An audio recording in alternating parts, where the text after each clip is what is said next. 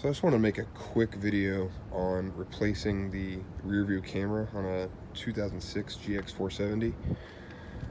Whenever I was fixing this, I didn't really know where to start. I had no video coming whenever the truck was in reverse. There was nothing on the screen, just static. So I found a used backup camera, and kind of how we had to put this in was we had to remove all this plastic from the back.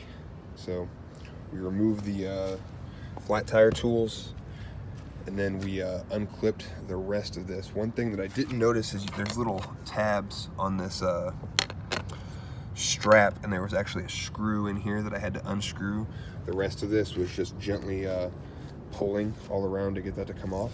So once that was off, we had to kind of take down this plastic.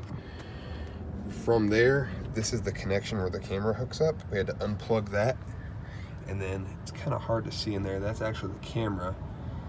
And to get that out, you had to remove this rear fascia.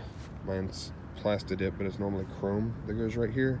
This was kind of the hardest part of the entire thing because it's held on with a bunch of little clips that were in really awkward and hard to reach spots inside the trunk. So you had to pinch those inside these holes that are in here. All right, there's a bunch of little holes. We had to pinch the fasteners and then have somebody else gently pulling on this. After we got that off, there's two screws right here, little baby screws. You screw those, unscrew those, and this will pull right out. And then you can just drop your new one in and then put it all back together.